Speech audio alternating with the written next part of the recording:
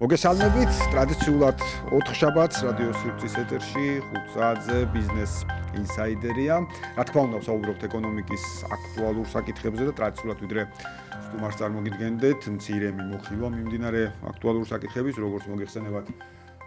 ვაშინგტონში მიმდინარეობს საერთაშორისო სავალუტო ფონდის და მსოფლიო ბანკის ყოველწლიური შეხვედრა, სადაც რა თქმა უნდა წარმოდგენილია საქართველოს დელეგაცია, საქართველოს ეროვნული ბანკის პრეზიდენტი ქალბატონი ნათია თურნავა და საქართველოს ფინანსთა მინისტრი ბატონი ლაშა ხუციშვილი დელეგაციებთან ერთად არიან ბუნებრივად წარმოდგენილები ყოველწლიურ შეხვედრაზე, რაც განსაკუთრებით მნიშვნელოვანია ყოველთვის საქართველოსთვის, როგორც საერთაშორისო სავალუტო ფონდთან, ისე მსოფლიო ბანკთან თანამშრომლობა, ეს ორი უმნიშვნელოვანესი საფინანსო ინსტიტუტი საკმაოდ დიდ როლს თამაშობს ქვეყნის ეკონომიკური განვითარების მიმართულებით.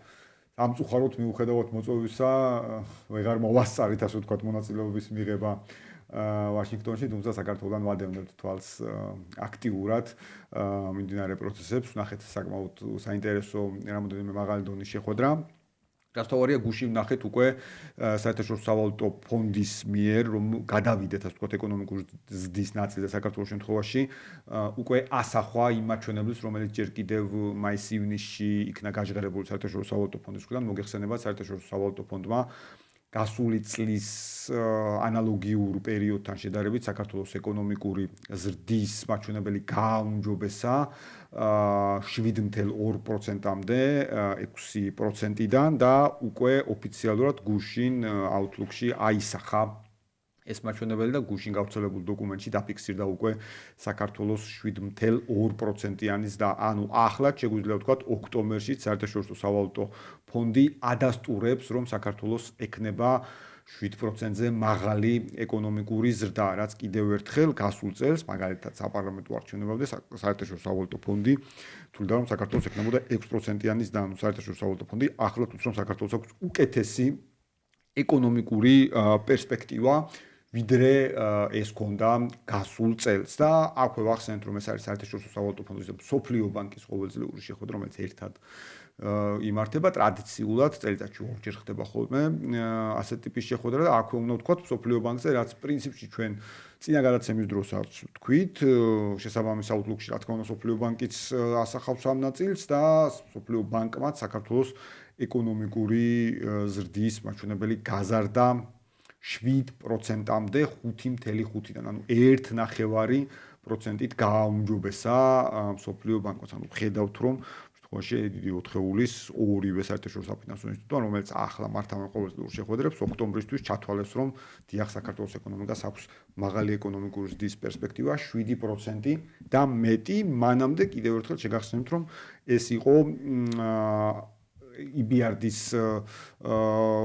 გადახედვა საქართველოს ეკონომიკური ზრდის პროგნოზის, რომელიც ასევე გაიზარდა 6-დან 7%-მდე, ხოლო წლის ჭრილში ეს ზრდა იყო ჯამში 2.4%, ანუ გასული წლის სექტემბერთან შედარებით. ასევე აზიის განვითარების ბანკმა, ანუ მე-4 საერთაშორისო საფინანსო ინსტიტუტმა, ანუ სრულად ამ დიდი 4-ეულის 4-ივემ, აზიის განვითარების ბანკმაც გაზარდა საქართველოს ეკონომიკური ზრდის მაჩვენებელი 6-დან 7%-მდე. 4-ივე საერთაშორისო საფინანსო ინსტიტუტი ამბობს, რომ 7% ან მეტი იქნება საქართველოს ეკონომიკური ზრდის პერსპექტივა და ბუნებრივია ეს არის განსაკუთრებით სასიამოვნო ჩვენთვის. ფაქტიც გვაქვს შემდეგი 8 თვის მონაცემებით გვაქვს 7.9 თითქმის 8%-იანი ეკონომიკური ზრდა და დარწმუნებული ვარ, რომ წლის ბოლოს ჩვენ შევძლებთ ნამდვილად ორნისთან ახლოს ეკონომიკური ზრდის უზრუნველყოფას. ამის ყველა პერსპექტივა არის კიდევ ერთხელ მით უმეტეს იმ ფონზე, რომ ჩვენ ხედავთ პოლიტიკური ვითარების გავლენა სულ უფრო კლებულობს ეკონომიკურ პროცესებზე. ჩვენ ვნახეთ მიუხედავად დაანონსებული დამხობა რევოლუციის სცენარებისა, მიუხედავად ამისა ვნახეთ, რომ არც კი შერყეულა ლარის კურსი, მცირედი გადახრაც კი არ ყოფილა ლარის კურსთან მიმართებაში. პირიქით ლარი მყარდებოდა მთელი ამ პერიოდის განმავლობაში, არანაირი პანიკა მოსახლეობაში არ ყოფილა, არანაირი პანიკა ბიზნესში არ ყოფილა, ასე ვთქვათ, ეს რაღაც დამხობა რევოლუციური ამაზე თუ სცენარი რა შეიძლება ყოფილიყო, ხო? ანუ მოსახლეობაში რომ მართლა ეს განწყობა ყოფილიყო და მოსახლეობას რომ ეს დაეჯერებინა, მაგრამ მსგავსი არაფერი არ მომხდარა, მცირედითაც კი. საბამისად ვნახეთ საქართველოს ეკონომიკა სულად მყარ რელსებზე და დარწმუნებული ვარ, ახლად როცა იწყება და დაიწყო სამწლიანი პერიოდი, უარჩევნებო სამწლიანი პერიოდი, უფრო დეტალურად რო ვთქვათ და მართლაც რა ვიცი, უკვე დიდი ხანი ასეთი პერიოდი არ გქონია, 3 წელი, 7 ეკონომიკური განვითარების პერიოდია და ეხლა არის საშუალება, რომ ჩვენ დიახ კვლავ ორნიშნა მაჩვენებელთან ახლოს ვიტრიალოთ, ბუნებრივია. ამაში დაგვეხმარება რამოდენიმე დაანონსებული ინვესტიცია, ის სულ ცოტა ხნის წინ გამოქვეყნდა, ასე ვთქვათ, პრემიერის ინტერვიუ Gulf News-თან, სადაც პრემიერი ხაზს უსვავს მათ შორის EMA არის დაანონსებულ ინვესტიციას 6.6 მილიარდი დოლარი, რომელსაც EMA არის განახორციელებს საქართველოში, პრემიერი აღნიშნავს მნიშვნელოვანია ეს ინვესტიცია და მოუთმენად ველით ამ ინვესტიციის განხორციელებას და როცა ეკონომიკურ ზრდასთან მასში ვსაუბრობთ, ეს ძალიან საინტერესოა, რანაც პრემიერი აკეთებს აქცენტს, რომ წლიური მთლიანი შტა პროდუქტის და მინიმუმ 1.5%-მდე იქნება, ეფექტის მონტანი კონკრეტულად ეს ინვესტიცია და ბუნებრივია, ეხლა რომ წარმოვიდგინოთ, რომ ერთი კონკრეტულ კომპანიაზე ვსაუბრობთ ამ შემთხვევაში, გრანდიოზულ კომპანიაზე მართლაც და როდესაც შესაძლებელია რომ EMA-რის ინვესტიციამ 1.5% უზრუნველყოს ეკონომიკური ზრდის ჯაჭვში, ასე ვთქვათ, და წილში, ცხადია ეს საკმაოდ შთამბეჭდავი მაჩვენებელია, ასევე პრემიერ ყურადღებას ამახვილებს საქართველოს ეკონომიკურ როლზე, ეკონომიკური კავშირების გაძლიერების მიმართულებით და მართლა ჩვენ ხედავთ, მაგალითად სულ რამოდენიმე დღის წინ იყო ყაზახეთი-აზერბაიჯანის ეკონომიკური თანამშრომლობის შესახებ დიალოგი, სადაც აღნიშნული იყო ბაქო-თბილისი-ჭეიხანის ნავთობსადენით გაზრდილი მოცულობა ნავთობის გადაზიდვით ყაზახეთიდან მეტი დატვირთვა ამ ნაწილში, რაც კიდევ ერთხელ საქართველოს როლს უსვავს ხაზს და ის საერთაშორისო პროექტები, რომლებიც არის და რომლებიც იგეგმება, მათ შორის კიდევ ერთხელ ხაზი უნდა გაუსვათ ენერგეტიკის მიმართულებით შავი ზღვის კაბელის ელექტროგადამცემი კაბელის მშენებლობის მნიშვნელობა, ასევე რაც კიდევ ერთხელ საქართველოს როლს უსვავს ხაზს და ცხადია ის ეკონომიკური კავშირები, რომლის შესახებაც პრემიერი ლაპარაკობს და აღნიშნავს, ყოველთვის ეს განსაკუთრებით რეალისტური ნაწილია, ისევე როგორც ბუნებრივია ბევრ თემაზე შეიძლება ვისაუბროთ, მოგეხსენებათ ენერგეტიკა ამ კუთხით ერთ-ერთი პრიორიტეტია და კიდევ ერთხელ პრემიერის მიერ დაანონსებული ამბიციური, მაგრამ რეალისტური ამოცანა, რომ საქართველოს იქნება თვითკმარი ქვეყანა 2030 წლისთვის, ეს სრულიად შესრულებადია და მეტიც კიდევ ერთხელ შავი ზღვის კაბელი უზრუნველყოფს საქართველოს საექსპორტო პოტენციალის ზრდის შესაძლებლობებს და კიდევ ერთხელ ევროკავშირის ეკონომიკური და ენერგეტიკული უსაფრთხოებაში ჩვენი წulis შეტანას, ისევე როგორც მათ შორის ტურიზმის ნაწილშიც და პრემიერი სწორედ Gulf News-თან ინტერვიუში ტურიზმის ნაწილზეც ამახვილებს ყურადღებას და ცხადია ჩვენ ყოველთვის ვამაყობთ, ასე ვთქვათ, საქართველოს ამ შესაძლებლობებით, რომ საქართველოს არის მართლაც მიმზიდველი ქვეყანა ტურისტებისთვის მთელი მსოფლიოდან და აი ბოლო პერიოდის ციფრობრივი მაჩვენებელი ჩვენ შეგვიძლია ვნახოთ, რომელიც გამოქვეყნდა პირველი 3 კვარტლის მაჩვენებელი, რომელიც ეკონომიკის სამინისტრომ აქვს წარმოდგენილი, საერთაშორისო მოგზაურები პლუს 5.4% ზრდა, ანუ ციფრებში ეს არის 6.100.000-მდე საერთაშორისო მოგზაური, რომელმაც პირველ 3 კვარტალში საერთაშორისო მოგზაური, რომელიც ეწვია საქართველოს პირველ 3 კვარტალში და უშუალოდ საერთაშორისო ტურისტების ზრდა არის თითქმის 8%, 3 კვარტლის მაჩვენებლით 7.9%, ეს არის 4.307.000-ზე მეტი ტურისტი და კიდევ ერთხელ შევხედოთ, საქართველოს ამ კუთხით მართლაც აუმჯობესებს საკუთარ რეკორდებს ტურიზმის ნაწილში მართლაც და ცხადია მისასალმებელია, როცა ჩვენ ხედავთ ერთ მხრივ ექსპორტის დას, მეორე მხრივ ჩვენ ხედავთ ტურისტებიდან შემოსავლებს, მესამე მხრივ ჩვენ ხედავთ ძალიან მნიშვნელოვან ინვესტორების სურვილს საქართველოში განახორციელონ ინვესტიცია და რა თქმა უნდა ეს ყველაფერი უზრუნველყოფს ლარის კურსის სტაბილურობას და ჩვენ წინა გადაცემაშიც გავუსვით ხაზს და კიდევ ერთხელ მინდა აღვნიშნო, თუ ჩვენ შევხედავთ მაგალითად ქართული კომპანიების აქციების ფასებს ლონდონის საფონდო ბირჟაზე და მას შევხედავთ ერთ წრილში, სამივე კომპანია, რომელიც წარმოადგენენ ლონდონის საფონდო ბირჟაზე, საუბარია რეალურად გაორმაგებაზე წლის წრილში და მეტი ღირებულების ნაწილში ქართული კომპანიების აქციების. და რა თქმა უნდა, მნიშვნელოვანია ლიბერალური და თავისუფალი ეკონომიკა, ყოველთვის აღნიშნავს საქართველოს პრემიერ-მინისტრი ხაზს უსვავს, მათ შორის Gulf News-თან ინტერვიუში ეს აღნიშნა საქართველოს ეკონომიკაზე საუბრისას და როცა საუბრობთ ლიბერალურ თავისუფალ ეკონომიკაზე, კონკურენციას აქ განსაკუთრებული მნიშვნელობა ენიჭება. კონკურენციას და ბუნებრივია თითოეული ჩვენგანის მოქალაქეებს, რომლებიც ვართ ამ კონკურენციის ნაწილი და გვქონდა კონკურენციას მოხმარების უფლებების დაცვის ნაწილს ასევე და ჩვენ ხედავთ, რომ საქართველოში სულ უფრო, ასე ვთქვათ, თითოეული მოხმარებაც უფრო დაცულად გრძნობს თავს და სხვა შორის იგრძნობა ყოველ ფეხის ნაბიჯზე, სხვა ტიპის კონკრეტულ სერვისებში, სამოხმარებლო სექტორში, მაღაზიებში, იქნება ეს თუ რესტორანებში, კვების ობიექტებში თუ ასე შემდეგ, როგორ ყურადღებით არიან პერსონალი იმისთვის, რომ მომხმარებლებს რაიმე ტიპის უფლება არ დაიღოს, ვინაიდან სწრაფია ხოლმე რეაგირებაში სამამის სამსახურის მხრიდან. სწორედ კონკურენციაზე საუბრის დროს, მომხმარებლის უფლებებზე დაცვის საუბრის დროს, საქართველოს კონკურენციისა და მომხმარებლის დაცვის სააგენტოს თავმჯდომარეს ბატონ ირაკლი ლექვინაძეს მინდა რომ გავესაუბროთ. მოგესალმებით ბატონო ირაკლი და მადლობას გიხდით რადიო სივრცეში ბიზნეს ინსაიდერში. სტუმრობისათვის, მოკლედ, როგორც წესი თქვენთან გვაქვს ხოლმე უამრავი სასაუბრო ნაწილი და რაც თავარია, ისეთი ტიპის თემები სასაუბროთ, რომელიც ყოველდღიურად თითოეულ ჩვენგანს გვეხება, მათ შორის, ესე იგი, ვიდრე ბევრ სხვა საკითხზე გადავალთ, პირველ რიგში მუდმივი თემა საწვავის ბაზარი. ამ შემთხვევაში და როგორც ვიცით, მიმდინარე მონიტორინგია, ხო, საწვავის ბაზარზე. რა ხდება ბენზინის და დიზელის ფასებთან დაკავშირებით პირდაპირ სახალხოთ რომ დავსვათ. კი ბატონო, მადლობა გიორგი, მივესალმებით ჩვენს მაყურებელს, მსმენელს.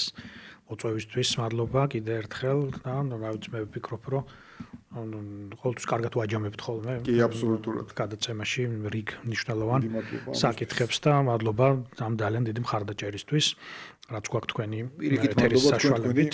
გახსნილობისთვის. რაც შეეხება საწვავის ბაზარს, ჩვენ მქონდა რამდენიმე დღის წინ 9 თვის სურათის ანალიზი და 2025 წელი მთლიანობაში შევაფასეთ ჩვენ კონკურენტულად, გამომდინარე იქედან რომ იმპორტის დონეზე, საცალო დონეზე ფასები, ფასნამატები თანხმდრაშია იმ ძირითად ფასწარმოქმნის ფაქტორებთან, რომელიც ჩვენთან საწვავის ფასს განაპირობებს. ეს არის მსოფლიო ბაზარზე არსებული ფასი, რომელიც მეტნაკლებად სტაბილური იყო მთელი წლის მანძილზე და ეხლაც გარკვეული შემცირების ტრენდი აქვს და ასევე კურსი, რომელიც ასევე ასე ვთქვათ სტაბილური და მყარი იყო მთელი წლის მანძილზე. ამასაც ბუნებრივი ეფექტი აქვს. ამიტომ ესეც ასახულია ადგილობრივ ბაზარზე შესაბამისად. ამიტომ ფასნამატების კორელაცია, ფასების კორელაცია დროის შესაბამისი ფაქტორის გათვალისწინებით 9 თვის სურათს თუ ავიღებთ, თანხმდრაში იყო საბაზრო ფაქტორებთან. თუ ნახავთ ახლა რამდენიმე მნიშვნელოვან საკითხს, რომელიც წინა წლისგან განსხვავებულ სურათს გვაძლევს, პირველი არის ის, რომ გვაქვს გარკვეული გეოგრაფიის ცვლილება იმპორტში, იმიტომ რომ შემცირებულია რუსეთთან იმპორტის წილი და გაზრდილია ბულგარეთი, რუმინეთის წილი და მათ შორის რამდენიმე ესე ვთქვათ ქვეყანა, რომელიც ან არ იყო ან საერთოდ მცირე წილით ხასიათდებოდა, ეს უკავშირდება იმას, რომ შეზღუდვები, რომელიც გააჩნია რუსეთს და ის იაფის ხელმისაწვდომობა იაფს საწვავზე, რომელიც იყო თუნდაც წინა წლებში, უკვე პრაქტიკულად ეს კონკურენტული უპირატესობა დაკარგულია და შესაბამისად ადგილობრივი კომპანიებიც ახალი წყაროების გამოყენებით ახდენენ ბაზრის დივერსიფიცირებას და იყო თავის დროზე შიშები, რომ აი მაღალი დამოკიდებულება ხო არ ქმნიდა პრობლემას, თუმცა როგორც კი ვითარება შეიცვალა, ეს დამოკიდებულებაც გახდა შესაბამისი. ალბათ ეს არის სწორედ გახსნილი ეკონომიკის უპირატესობა, როცა არის საშუალება ბევრ პარტნიორთან ურთიერთობაზე. თუ არ გავითვალისწინებთ ამ რაღაცა გარკვეულ გადაწყობის ლოჯისტიკურ სირთულეებს, თუმცა ქართულ კომპანიებს ყოველთვის ჰქონდათ კონტაქტები როგორც ერთი ასევე მეორე მიმართულებით, ეს მოხდა ძალიან მარტივად და ასე ვთქვათ გეოგრაფიაში ეს პროცენტული წილი გაზრდილია ევროპული საწვავის წილი და შემცირებულია რუსეთთან იმპორტის საწვავის წილი. მნიშვნელოვანი ნაწილია ერთიც ასევე ჩვენ ხედავთ რომ მცირექსელების სეგმენტში და მსხვილი კომპანიების სეგმენტში რიგ ტიპის საწვავზე განსაკუთრებით აი ბენზინ რეგულარს თუ ავიღებთ, გვაქვს ფასების გამოთანაბრების ტენდენცია. თუ ადრე იყო გარკვეული სხვაობები, მაგალითად 20-30 თეთრიანი. ანუ საუბრობთ ამ შემთხვევაში ასე ვთქვათ ბრენდულ. აი მაგალითად ევრო რეგულარი ფასი ქსელურ კომპანიაში და ევრო რეგულარის ფასი მაგალითად მცირე კომპანიაში, რომელსაც ნაკლები ქსელი აქვს, ეს იყო პერიოდები, როდესაც 30-40 თეთრიან სხვაობას ჰქონდა ადგილი და ეს აიხსნებოდა თუნდაც იგივე მარაგების თუ სხვადასხვა ოპერირების დანახარჯების ცვლილებით, ეს ფასები არის გამოთანაბრებული. ეს ნიშნავს, რომ ამ ნაწილშიც კონკურენცია მაღალია და თუ გავითვალისწინებთ ასევე, რომ ბაზარზე გაჩნდა ახალი ტიპის შემოთავაზებები, რიგმა მსხვილმა კომპანიებმა გაზარდეს თვითმომსახურების ობიექტები და თვითმომსახურების ობიექტებმა პრაქტიკულად უზრუნველყვეს იგივე ფასი, რა ფასიც იყო რაც იყო სხვაობა პრაქტიკულად მცირე და მსხვილ ქსელებს შორის. ამიტომ ეს ტენდენცია ბაზარზე შეინიშნება, რაც ნიშნავს მომხმარებლისთვის უფრო მეტ არჩევანს და შესაბამისად უფრო მეტ წვდომას პროდუქცია, რომელიც მათ სურს. კი, ნამდვილად მე მგონი არის ძალიან ესეთი როგორც ვიტყვიან შეუერაღებელი თვალთაც ჩანს ეს გაზრდილი ეს თვითმომსახურების ქსელების მომსახურების ქვია ბერძოგასამართ სადგურების რაოდენობა და საკმაოდ ესეთი დიდი რიგები როგორც უყურებთ ხოლმე ამ ნაწილზე სწორედ ფასმიერი კონკურენციიდან გამომდინარე მომხმარებლები ეჩვევიან ასე ვთქვათ თვითმომსახურების ეს ალბათ ხო ესეც დროის ამბავია ალბათ გარკვეულწილად და ნუ ასევე ჩვენ ვიცით რომ ხა ევროპის ბევრ ქვეყანაში ძალიან დიდი წილია ამერიკის შეერთებულ შტატებში პრაქტიკულად ეს ამიტომ ეს არჩევანი გაჩნდა და ეს მე ვფიქრობ აი შედეგი იმისა რომ ბაზარზე უფრო მეტი შესაძლებლობა და არჩევანია. წილობრივ მაჩვენებელს თუ შევხედავთ, ახლა მსხვილი კომპანიების 5 ყველაზე მსხვილი წილი და მცირეების წილი ის ჯერჯერობით სტაბილურია და ალბათ მომავალ წელს ამ ნაწილს კიდევ როცა წელი დასრულდება, ამ ნაწილს კიდევ უფრო მეტად შევხედავთ, ასევე ალბათ მონიტორინგის ფარგლებში თუნდაც ამ თვითმომსახურების მიმართულებების წილსაც ცალკე კუთხით და სეგმენტად გამოვარჩევთ, რაც უფრო სრულყოფილს გახდის სურათ საწვავის ბაზარზე არსებული ვითარების. ამიტომ აი ეს სურათი გვაქვს საბოლოო ჯამში. კონკურენცია უზრუნველყოფილია ბაზარში. ამ ნაწილში ჩვენ აი 2005 წელი განსხვავებით წინა წლებისგან ბევრად უფრო ამ კუთხით გაუმჯობესებულია ვითარება. მონიტორინგს ვაგრძელებთ, რა თქმა უნდა და თუ რა თქმა უნდა რომ ხედავთ ზოგჯერ ისეთ ფაქტორებს, რომელიც შეიძლება კითხვებს იწვევდეს საბაზრო თუ არასაბაზრო ფაქტორებს შორის ვითარების გასარკვევად, რა თქმა უნდა, პირველ რიგში ინდუსტრიასთან ვარკვევთ ამ საკითხებზე და ვიღებთ მათგან პოზიციებს.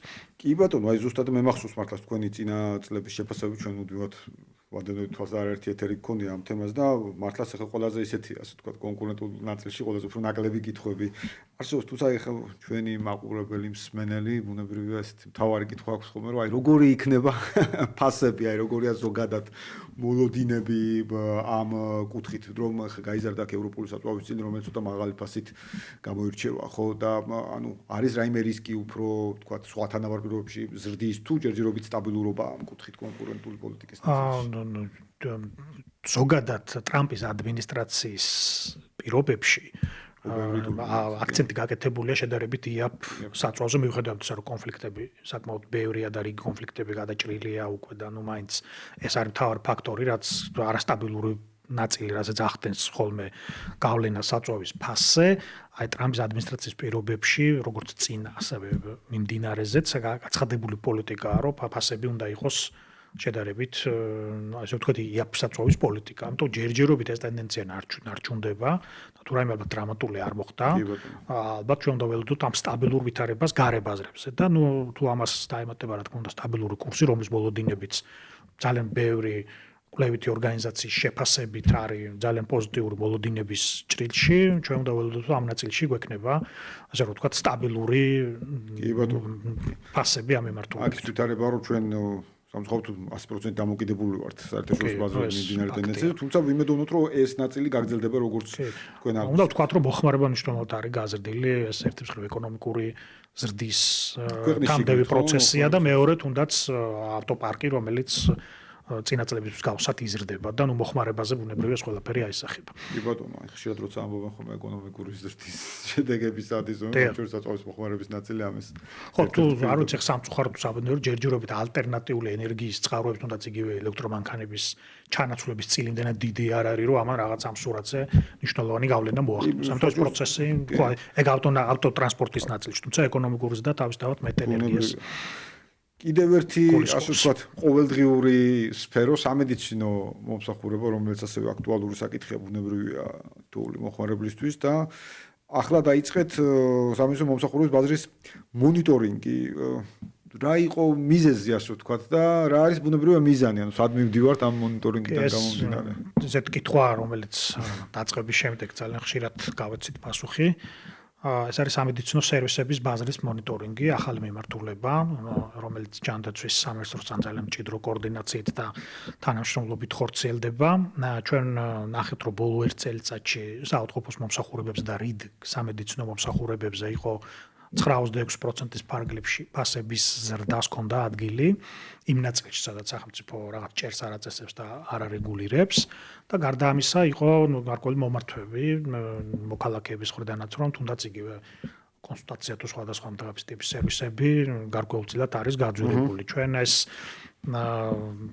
ინფორმაცია საფუძველი გახდა მონიტორინგის დაწყებისა და მთავარი მის მონიტორინგის გარკვევის მიზანი არის, რომ რას უკავშირდება ბოლო 1 წელიწადში თუნდაც აღნიშნულ სერვისებზე ფასების ზრდა არის თუ არა ეს ობიექტური ფაქტორებით გამოწვეული, მაგალითად იგივე სახელმწიფო ფონდის, აღჭურვილობის, სხვადასხვა ახარჯი მასალების თუ სხვადასხვა ტიპის მომსახურებების შედეგად, თუ ხო არ არის მაგალითად ხო არ უკავშირდება ეს განსაკუთრებით რეფერენტულის თუ იმ პოზიტიური რეფორმების განხორციელების შემდეგ, რომელიც საქართველოს მთავრობამ განახორციელა და პაციენტებს მნიშვნელოვანი დანაზოგი გაუჩნდათ იგივე მედიკამენტებზე თუ სხვადასხვა სამედიცინო სერვისებზე, ერთგვარად კლინიკების მცდელობა, რომ აი ეს დანაკლისი ამ შემოსავლებში გადაიფაროს. აი ეს არის მთავარი შეკითხვა. ჩვენ ამ ეტაპზე მუშაობთ საერთაშორისო გამოცდილების კუთხით, თუ რა ტიპის მიდგომებია იქ და ასევე უკვე პირველადი კითხვარები დაგზავნილია კლინიკებთან და პირველი დაკვირვება, ასე ვთქვათ. კი, ამ პირველადი ინფორმაციის მიღების შემდეგ ჩვენ გვექნება გარკვეული სურათი კლინიკებისთვის ღია ვართ აბსოლუტურად დღესაც იყო შეხვედრა ჩვენთან და თუ იმას რამე დამატებით საკითხი აქვს, გარდა იმისა, რომ აი პოზიციას მოგვაწვდის და საკუთარ არგუმენტაციას ამასთან დაკავშირებით, რა თქმა უნდა, ეს ღია პროცესი იქნება მონიტორინგის წარმოებისას. კი ბატონო, გარდა საწვავის ბაზრისა და თქვათ სამედიცინო მიმართულების სხვა კუთხით ასევე ხედავთ ხოლმე თქვენს ჩართულობას გარკვეულ საკითხებთან მიმართებაში. ჯამურად როგორ შეაფასებთ აი ქვეყანაში არის თუ არასფერო სადაც პრობლემურია კონკურენციის ნაწილი ან აი კიდევ ერთხელ რომ უთხრათ ასე ვთქვათ ჩვენს მაყურებელს ვენელებს რომ რა სფეროებია რომელიც მონიტორინგსაც თქვენ უწევთ ამ შემთხვევაში და ცდილობთ რომ თუ სადმე აღმოაჩინეთ პრობლემა სწრაფად ჩაერიოთ. პირველ რიგში თუ სადმე პრობლემაა და რისკის ზონა ეს არის მაღალკონცენტრირებული ბაზრები, სადაც შედარებით მცირე კომპანიებს ხო, ან მაღალი წილით არის წარმოდგენილი. ესეთია ფარმაცევტული, სადაც ჰქონდა მონიტორინგი და გრძელდება ეს დაკვირვება, ესეთია არა იმ დოზით, მაგრამ გარკვეულწილად საწვავი და აქაც გრძელდება მონიტორინგი და დაკვირვება და პერიოდულად რიგი საკითხები, რომელიც ჩვენთან სხვადასხვა უწყებების მხრიდან თუ ბიზნესების თუ მოქალაქეების მხრიდან მოდის. ამ დროისათვის, რასაც ჩვენ უყურებთ, არის მიმდინარე რეჟიმში, საწვავზე უკვე ვისაუბრეთ, არის პესტიციდების და აგროქიმიკატების ბაზარი, რომელიც დაახლოებით 40-50 მილიონიანი ბაზარია მთლიანობაში, თუ სწორად მახსოვს, მაგრამ სოფლის მეურნეობის კი, ეს არის შხამქიმიკატები და მსგავსი ტიპის ბაზრები, სოფლის მეურნეობის სამინისტროსთან აქტიური კოორდინაციით ვახორციელებთ. აქაც არის საუბარი სეზონურ პერიოდში მაღალ ფასებზე და ჩვენი მონიტორინგის მიზანია აი გავარკვიოთ რიგ მედიკამენტებზე, ევროპულზე, არაევროპულზე თუ ესე შემდეგ, რეალურად როგორია ფასნამატები და თუ არის მაღალი ფასნამატები, საიდან გამომდინარეობს აღნიშნული. გარდა ამისა გვაქვს მონიტორინგი სამედიცინო სერვისებზე უკვე გითხარით. გვაქვს აგროპროდუქტებზე, ეს არის მოცვის და თხილის ბაზარი. ჩვენ დავასრულეთ და შევაფასეთ კონკურენტულად გასულ წელს, თუმცა საქართველოს პარლამენტის ეკონომიკური პოლიტიკის კომიტეტის რეკომენდაციით ვაგრძელებთ ამ მიმართულების დაკვირვებას, იმიტომ რომ დიდია ფერმერების ჩართულობა და მათთვის მნიშვნელოვანია უდმივად ამ საკითხებზე ყურადღება. არის თამბაქოს ბაზრის მონიტორინგი და დაახლოებით 7 მიმდინარე მონიტორინგი გვაქვს ამ ეტაპზე. სადაც არა გვაქვს მონიტორინგი, იქ არ მოსულა პრობლემა ჩვენამდე, ან ამ ეტაპზე ითვლება, რომ იქ ჩვენი გადასახედიდან კონკურენციის პრობლემა არ არის. ამიტომ ეს არის ის მთავარი ბაზრები, სადაც ვახორციელებთ ბაზრის მონიტორინგს. კი ბატონო, აუცილებლად მინდა გითხოთ რამოდენიმე თემა გვაქვს და მინდა რომ მოვასწროთ ყველაფერი. აუცილებლად მინდა გითხოთ საერთაშორისო თანამშრომლობაზე, ვინაიდან ხედავთ განსაკუთრებით ამ ბოლო პერიოდში, მათ შორის თქვენს ვიზიტებს საკმაოდ აქტიურს და აი როგორია თქვენი საერთაშორისო თანამშრომლობა, მათ შორის საერთაშორისო პრაქტიკების მოძიების, გაზიარების მიმართულებით. გეორგი, ჩვენ გვაქვს ძალიან საინტერესო ქსელი, როგორც მომხმარებლების ხაზით, ასევე კონკურენციის ხაზით, სადაც კონკურენციის ნაწილში 160 ქვეყანაა, რომელსაც კონკურენციის კანონმდებლობა და იურისდიქცია აქვს და 90 ქვეყანა მომხმარებელთა უფლებების დაცვის ნაწილში.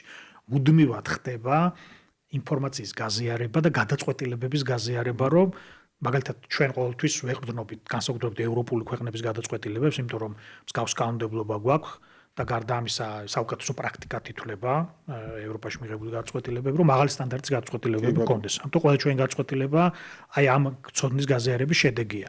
გარდა ამისა, ჩვენ აქტიურად მონაწილეობთ ამ საერთაშორისო პლატფორმებში და ასევე ძალიან კარგია, რომ მათი მხრიდან დანახულია ჩვენი აქტივობები. მაგალითად, წელს მაისში ფარმაცევტულ ბაზარზე არსებული გადაწყვეტილებები საუკეთესო შეაფასა მსოფლიო ბანკმა, რომელიც ამ ქსელში მყოფი იურისდიქციების მიერ წარდგენილი პროექტების საკონკურსო ნაწილი იყო და ეხლა ოქტომბრის დასაწყისში ასევე ჩვენი საკომუნიკაციო კამპანია, რომელსაც მთავრობის მიერ მოწონებული სტრატეგიის ფარგლებში მომხმარებელთა უფლებების დაცვის მიმართულებით ვახორციელებთ. ასევე საუკეთესოდ იქნა მიჩნეული მსოფლიო ბანკის მიერ. და ესეც ძალიან მნიშვნელოვანია. გარდა ამისა, თქვენც იცით, ყოველთვის ხართ მონაწილე და მთავარი მოდერატორი.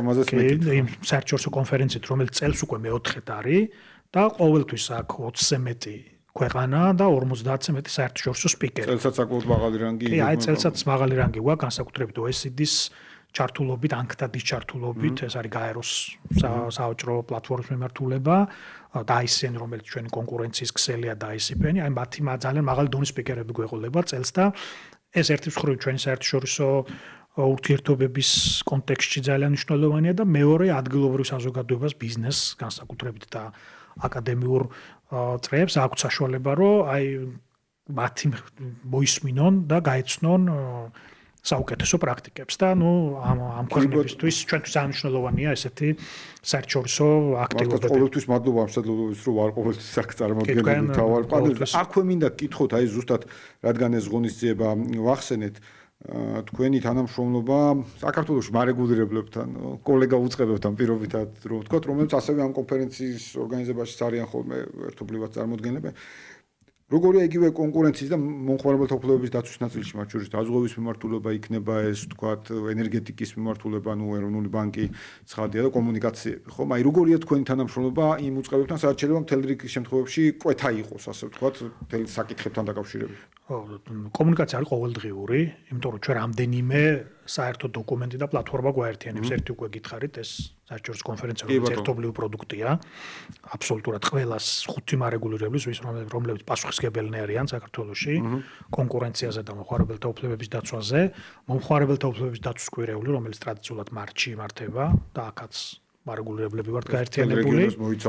კი და ძირითადად მის მიზანი არის ცნობიერების ამაღლება და სტრატეგია მთავრობის მიერ მოწონებული მომხმარებელთა უფლებების პირველი ეროვნული სტრატეგია, სადაც ასევე 6 მარეგულირებელ უწყებას აქვს გაწერილი შემდგომ 3 წელში საკანონმდებლო ხაზით და ცნობიერების ამაღლების ხაზით თუ რას გავაკეთებთ. ძალიან კანონმდებლობა არის უნიფიცირებული კონკურენციის ნაწილში. მომხმარებელთა ნაწილშიც ყველას აქვს ეს პასუხისმგებლობები და აი მართლა ყოველდღიურ რეჟიმში ვცვლით ინფორმაციას ჩვენ სფეროებში ამ საერთო თუ გადამკვეთი кейსების შესახებ და ძალიან კარგია რომ ესეთ მოწყობა გვაქვს სადაც პასუხისმგებლობები აი ძალიან ისე მკაფიოდ და ცხადად არის გამიჯნული. კი ბატონო, აი დასრულება არის ეფექტური რაც თავარი. აი არაერთხელ ვახსენეთ ასე ვთქვათ კანონმდებლობა და ზოგადად პარლამენტთან თანამშრომლობა ეკონომიკური პოლიტიკის კომიტეტთან თანამშრომლობა. ერთ-ერთი ბოლო ნაწილი იყო მომხმარებლის უფლებების დაცვის ნაწილში 10 სტანდარტის შემუშავება. აი რას გულისხმობს ასე ვთქვათ და რაზე კეთდება აქცენტი ამ შემთხვევაში. პირველ რიგში პარლამენტთან ზოგადად ორ მთავარ ხო ცხადია აქვე მინდა გითხოთ რომ იგივე აი საკანონმდებლო კუთხით კიდევ რა შეიძლება ველოდებოდეთ ასე ვთქვათ თუ არის კიდე დაგეგმილი გარკვეული ტიპის ცვლილებები მათ შორის თქვენი საერთაშორისო პრაქტიკიდან გამომდინარე რამდენად ხედავთ საჭიროებებს რომ იგივე თქვენი ასევე ადგილობრივი პრაქტიკის შესაბამისობაში რომ საჭიროა გარკვეული ტიპის გაძლიერება კანონმდებლობაზე. კი ბატონო, პარლამენტთან კომუნიკაცია ძალიან მჭიდრო ორი მთავარი კომიტეტია, არა მეტი, ეს არის ეკონომიკური პოლიტიკის კომიტეტი პირველ რიგში, არის ევროპასთან ინტეგრაციის კომიტეტი, განსაკუთრებით მომხმარებელთა უფლებების ნაწილში და ადამიანის უფლებათა დაცვის კომიტეტი. მუდმივად საჭიროების დროს ვცვლით ინფორმაციას, რეპორტებს და აქტუალური თემების შესახებ მუდმივად გვაქვს კონსულტაცია.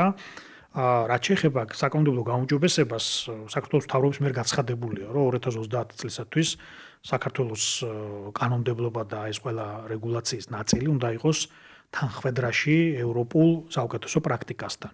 ჩვენი კონკურენციის კანონმდებლობა ბოლო 2 წელიწადში დაახლოებით 61-დან 75%-მდე გაუმჯობესდა თანხმდრის თვალსაზრისით და დაგვრჩა იქ რაღაც გარკვეული მიმართულებები, სადაც ეკონომიკის სამინისტროსთან ერთად, სხვადასხვა უწყებებთან ერთად დამუშავებულია შემდგომი გეგმები გაუმჯობესების და მომხმარებელთა უფლებების ნაწილში ეს არის დაახლოებით გაზრდილი 75-დან 85%-მდე თანხმდრა და საუკეთესო ევროპულ პრაქტიკასთან შესაბამისობა. ამიტომ ეს პერიოდი ალბათ იქნება სწორედ თანამშრომლობის ის ეტაპი, როდესაც ეს მაჩვენებლები უნდა გავაუმჯობესოთ. გარდა ამისა, მუდმივად იცვლება, ხო, ეს გარემო სწრაფად მიმდინარეობს იგივე დიჯიტალიზაცია და ეს ითხოვს ესე რომ ვთქვათ ახალი სტანდარტების გაზიარებასაც. ამიტომ ამ პროცესში მუდმივად ვართ და ალბათ შემდგომი ნაბიჯები შესაბამისად იქნება ის რომ ეს გაზიარება ადგილობრივი სპეციფიკის გათვალისწინების იყოს დროული და ისეთი რომ ეს მიზანი იქნას მიღწეული. ამიტომ ამ კუთხით ესეთი გეგმა გვაქვს. კი ბატონო, თქვენი გააქტიურება მომხმარებლის უფლების დაცვის მიმართულებით ძალიან ისეთია, ასე ვთქვათ, მართლაც დამბეჭდავია მსოფლიო ბანკის მართლაც არაერთხელ აღიარება ამ ნაწილში. აი ქვეყნის შიგნით აი როგორ აკვირდებით დინამიკას მათ შორის მოქალაქეების აქტივობის ნაწილში იქნება ეს მომართვიანობა თუ აი უკვე ბევრ შემთხვევაში გაცნობიერებლები არიან და თვითონ იცავენ საკუთარ უფლებას აი ამ ტენდენციას როგორ აკვირდებით? თუ ნახავთ წინა წლის იგივე პერიოდს დაახლოებით 55%-იანის დაგვაქვს მომართვიანობის. ეს პირველ რიგში უკავშირდება იმას, რომ უფრო მეტმა იცის კანონმდებლობის შესახებ, საკუთარი უფლებების შესახებ, თუმცა ჩვენამდე ასევე არის ინფორმაცია, რომ როდესაც არის პრობლემა მოვაჭრეს და მომხმარებელს შორის კომუნიკაციის შედეგად ეს პრობლემა იხსნება. ან თუნდაც პირველი ზარიდან ჩვენთან და პირველი კომუნიკაციის შედეგად პრობლემა გვარდება, იმიტომ რომ შესწავლის პროცესი შეიძლება ითქვას, რომ არ არის სასურველი ძალიან ბევრი კომპანიებისთვის. თუ დარღვევის და აი განცხადებების შინაარსში შევალთ, ძირითადად მაინც ვისაც დარღვევა ფიქსირდება და ეს ნაწილი არის გაზრდილი, აი თითქმის თანაბარია პირობითი ვალდებულების ხელშეკრულებები და დარღვევის კონტექსტი. ძირითადად ეს არის მცირე კომპანიები, ონლაინ კომპანიები და სოцсკსელებში რეგისტრირებული კომპანიები, რომლებიც ან არ არიან ინფორმირებული, ან შედარებით ესე ვთქვათ, ნაკლები კულტურა აქვთ მომხმარებელთან მიმართებაში. სხვა მხრივ საკითხები შეთანხმებით წყდება პირობითი ვალდებულებების შესახებ. და წელიწადში დაახლოებით მილიონამდეა ის თანხა, რაც ჩარების შედეგად უბრუნდება მომხმარებელს, მაგალითად არ უნდა ხელშეკრულების გაგრძელება, უნდა ნივთის უკან დაბრუნება, მაგალითად ჩანაცვლება თუ ესე რაც შეიძლება გაიზომოს თანხით, დაახლოებით ეს მილიონამდეა ეს თანხა და სტანდარტებიც აქედან გამომდინარეობს საბოლოო ჯამში. რა თქმა უნდა, იციან ის უნდა მიაკითხონ ამ შემთხვევაში. კი და 15-20 თქვენ ერთ-ერთად ვისარგებლებთ, ძალიან სწრაფად რეაგირებთ ჩვენ მათ საკითხზე და უხსნით თუ როგორ უნდა იმოქმედონ შემდგომში. კი ბატონო, აი კი ვახსენეთ ჩვენ ნაწილობრივ ცნობიერების ნაწილი, კამპანიის ნაწილი, მაგრამ აი კიდევ რა კეთდება თქვა ამ მიმართულებით, მათ შორის აი რეგიონების ნაწილში როგორც წესი ქალაქები უფრო აქტიურია ხოლმე და აი როგორ ხდება უფრო დატანა მომხმარებლებამდე, თქვენ ახსენეთ მათ შორის ონლაინ პლატფორმები, ხო, ანუ ბევრს შეიძლება წარმოუდგენია, რომ ეს არის მხოლოდ ფიზიკური კომუნიკაციის დროს დარღვევაზე რეაგირება, მაგრამ ეს არის ონლაინ ვაჭრობაზეც, ხო, ამ შემთხვევაში როგორ ხდება მომხმარებლების კიდევ უფრო ინტენსიურად გაცნობა. ჩვენს კოლეგებთან ერთად, ვისაც მომხმარებელთა უფლებების ნაწილი აქვს, გვაქვს რეგიონალური შეხვედრები, მარტის კამპანია, სადაც რომელიც მთელი კვირა გრძელდება, თითქმის და ამის გარდაც სხვადასხვა დაინტერესებული ჯგუფებთან შეხვედრები ძალიან ხშირია. გარდა ამისა, განათლების სამინისტროსთან ერთად გვაქვს ძალიან კარგი პროექტი, წელს უკვე ვიყავით 50 სკოლაში. ეს არის მაღალი სკოლის მაღალი კლასებში, იმიტომ რომ ეს არის პერიოდი, როდესაც შეიძლება უკვე შემხებლობას იწყებდნენ ონლაინ ვაჭრობასთან, თან მომავალი მომხმარებლები, ესე ვთქვათ, აქტიური მომხმარებლები არიან. მაღალი კლასის მოსწავლეები უკვე მართლაც უკვე აქტიურია. კი, ამიტომ წელს ვიყავით 50 სკოლაში, 25 წლის ბოლომდე კიდე იქნება და ეს პროექტი გაგრძელდება, იმიტომ რომ აი ძალიან კარგი გამოხმაურება და უკავშირი აქვს.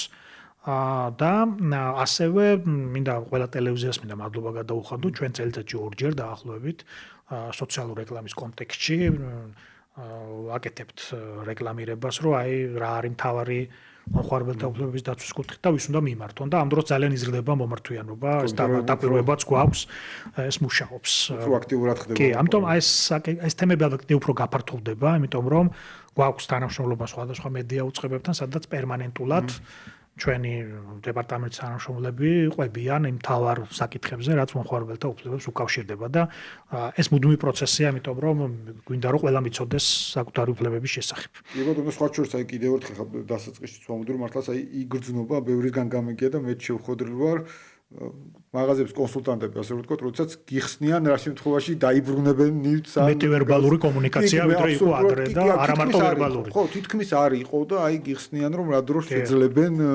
რაღაცა რომ მოგემსახურონ და რაც ნუ ესეთი. სხვა შორის აი რაც დავიწყეთ რეგიონებში გასვლები ჩვენ შემთხვევაში დაახლოებით 90%-ზე მეტი იყო თბილისის წილი, ახლა არის დაახლოებით 78-79%. საინტერესოა. მაინც თბილისშია რეგისტრირებული უმრავლესობა ბიზნესები და ეს წილი ალბათ ყოველწლიურად იქნება, მაგრამ აი რეგიონალურ წილშიც არის აქტიურობა, რაც კარგია გაზრდილ, კი რა თქმა უნდა და კი ბატონო, და ბოლოსკენ მინდა გკითხოთ, ასე ვთქვათ, წლის ბოლომდე რას ველოდებით გარდა მნიშვნელოვანი კონფერენციისა და როგორი გვაქვს გეგმები, ასე რომ ვთქვათ, ამ კუთხით, რა თქმა უნდა, რომ მოქალაქეები ვიყოთ მშვიდად, რაც მნიშვნელოვანია, რომ ხა ჩვენ მომხმარებლების უფლებების დაცვა ერთი ნაწილია და მეორე კონკურენციის უზრუნველყოფა, რომელიც პირდაპირ აისახება კეთილდღეობაზე, რომ ანუ ფასისმიერი დისკრიმინაცია არ იყოს და მეტი არ გადავიხადოთ იმაში, რაშიც შეიძლება რომ რეალურად აკლებს ვიხდიდეთ.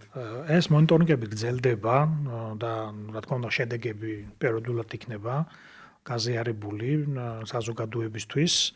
ჩვენთვის თავარი არის ერთი სულ 11 წლის არის კონკურენციის უწყება და უფრო მეტი დრო ჭირდება იმას რომ უფრო მეტი ასე რომ ვთქვათ დობის ხარისხი იყოს და ამ კუთხით ჩვენ მნიშვნელოვანია ჩვენი გადაწყვეტილება რომელიც სასამართლოშია და სასამართლო კონტროლი უნდა გაეაროს და ჩვენ მაქსიმალურად გვინდა რომ დავიცვათ ეს გადაწყვეტილებები და ესეც იქნება და არწმუნებული ვარ, იმიტომ რომ არგუმენტირებულია ყველა ჩვენი გადაწყვეტილება და ამან უნდა უზრუნველყოს ეს ან ჩვენი გადაწყვეტილებები, რომელმაც შეცვალა ბაზარზე გარემო ქცევა თუ ესე შემდეგ და კარგი მაგალითი გვაქვს ფარმაცევტული ბაზრის მონიტორინგის თუ თუნდაც საწვავის ბაზრის მონიტორინგი, სადაც უფრო მეტი არჩევანია ვიდრე დაუშვათ იყო წლების წინ, ბევრი ესეთი გადაწყვეტილება, რომელმაც გარემოზე გავლენა მოახდინა მომხმარებლის სასარგებლოდ, ეს იქნება ასე ვთქვათ დობის კიდევ უფრო მეტად გამტკიცების ნაწილი და რა თქმა უნდა ცნობიერების ამაღლება, როგორც მომხმარებლების კუთხით, ასევე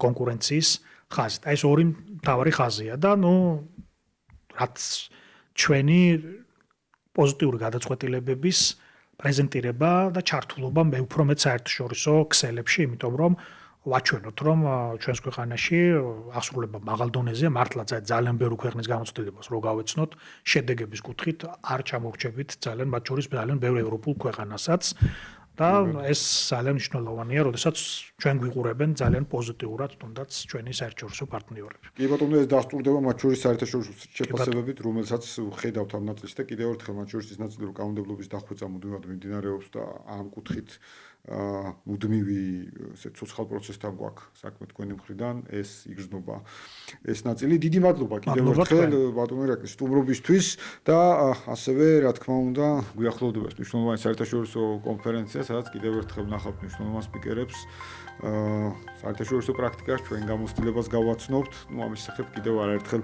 მოგვიწევს ჩვენ საუბარი, ასე რომ წარმატება მინდა გისურვოთ თქვენს კოლეგა უწყებებთან ერთად ამ კონფერენციის კარგად ორგანიზებაში, თუმცა უკვე მეოთხედ, ხო? მეოთხედ არის და უკვე თბილისი იქცა ნოემბერში შეხვედრის ადგილად ამ საზოგადოებისთვის. ავტომატურად მონიშნული კალენდარში და კონკურენციის ხაზით ეს ძალიან კარგია ვფიქრობ. კი ბატონო, წარმატებას გისურვებთ კიდევ ერთხელ დიდი მადლობა.